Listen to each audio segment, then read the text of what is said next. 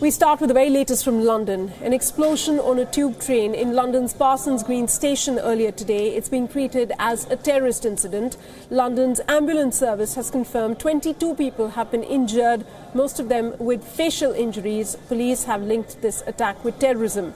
The Scotland Yard has also confirmed an ID explosion in the London tube. In a statement earlier today, Britain's Prime Minister Theresa May said that her thoughts and prayers are with those who are injured. The police first got the news of a blast inside of the train at 8:20 a.m. British time. The Metropolitan Police says it's too early to confirm the cause of the fire, but several people are reportedly injured. In fact, let's quickly listen into what the Assistant Commissioner of Police had to say soon after the incident was reported. Well, that back carriage will have been the one closest to Wimbledon station, so disproportionately there will be Wimbledon commuters on that stage. And of course by Parsons Green, as I well know, because of I normally travel on that route into Westminster, it being a Friday and I'm doing constituency things today, but normally by Parsons Green it's sardines only, so it would have been a very packed carriage, and it's very concerning, and my thoughts go out to all of those 18 who I understand are injured, and of course to all the people who have suffered and have been shocked by the event today. Well, I'm afraid my information is limited, and it really is important not to speculate at the moment. I think obviously everybody should keep calm and go about their lives in the normal way, as normal as they possibly can. As far as I understand the matter, the British Transport Police, TfL are on it, and they will be updating their websites as and when we get more information.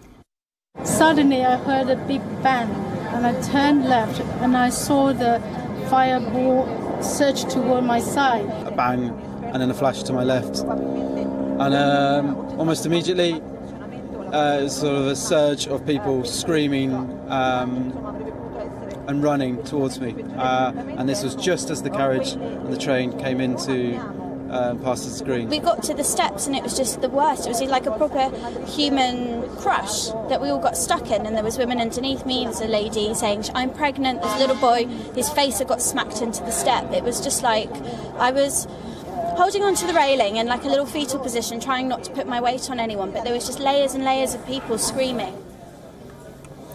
In fact, US President Donald Trump, he expressed his concern on the London tube attack. He said, and I quote, "Another attack in London by a loser terrorist. These are sick and demented people who are in the sights of Scotland Yard, must be proactive. Loser terrorists must be dealt with in a much tougher manner. The internet," he says, "is their main recruitment tool, which we must cut off and use better."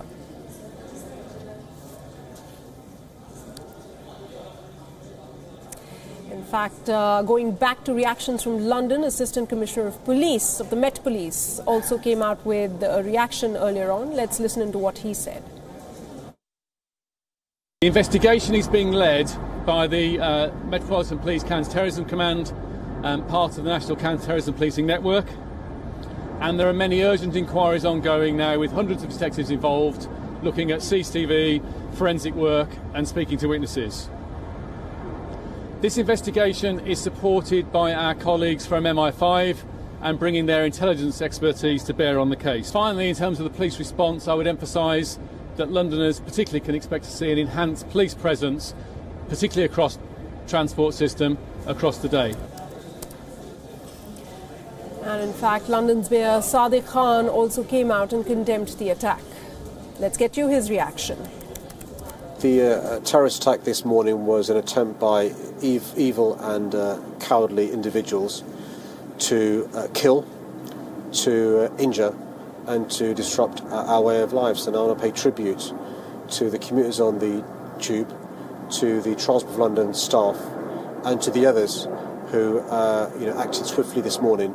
And thankfully there aren't any serious injuries. Thankfully there aren't any life-threatening injuries, but there are, I'm afraid, 18 people who've been taken to a number of hospitals across London. And I'll pay tribute to the police and security services who, as we speak, are following up various lines of inquiry to ensure those responsible for this evil and cowardly attack are caught.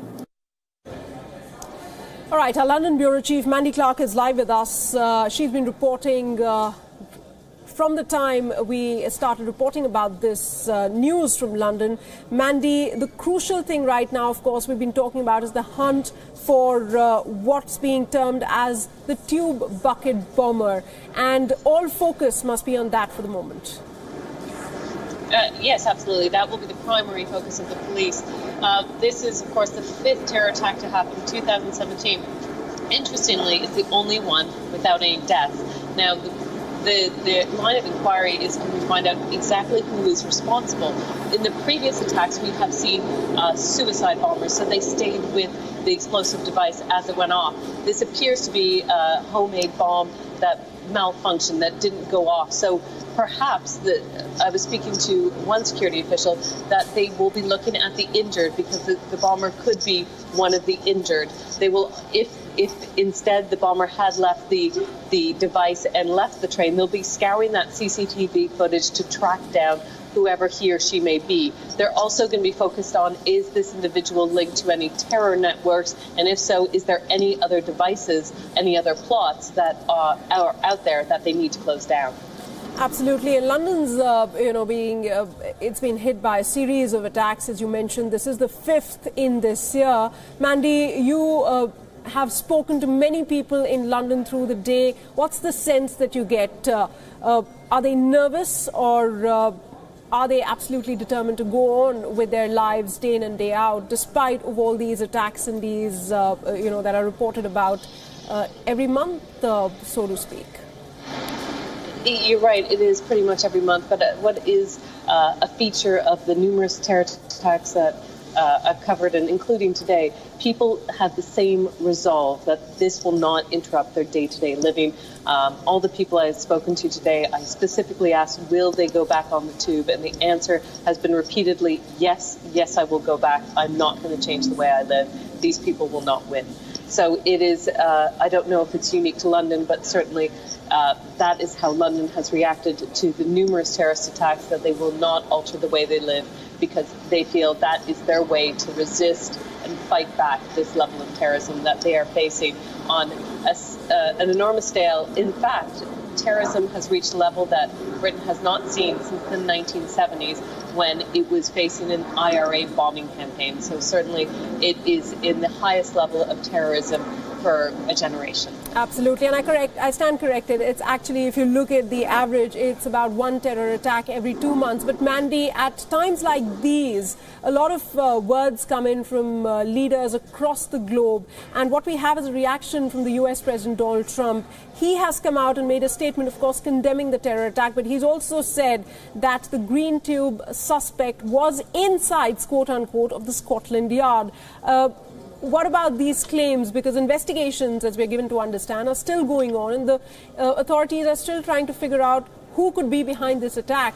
For now, as we understand, they are treating it as a terror attack.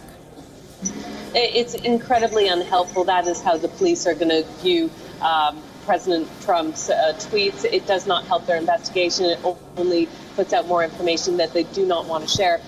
If I cast your mind back to the Manchester attack, the New York Times put out very sensitive, secret pictures that the British Manchester police had shared with the American intelligence service while they were examining it.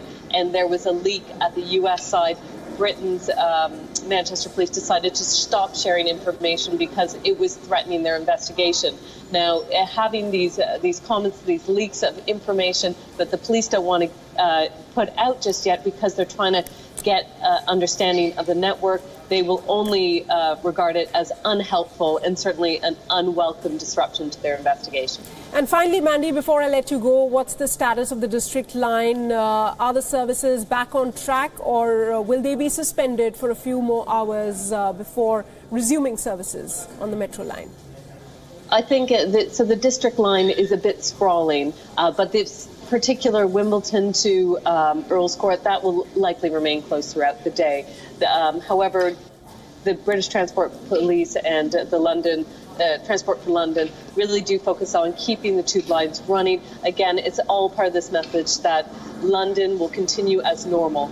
So many of the other lines are running as normal, and that is part of the message to terrorists, saying that you will not disrupt us completely. But we can expect that section of the district line where the attack happened to likely remain closed for the rest of the day. All right, Mandy, we'll come back to you as and when there are more updates. But for the moment, thanks so much for joining us with the very latest.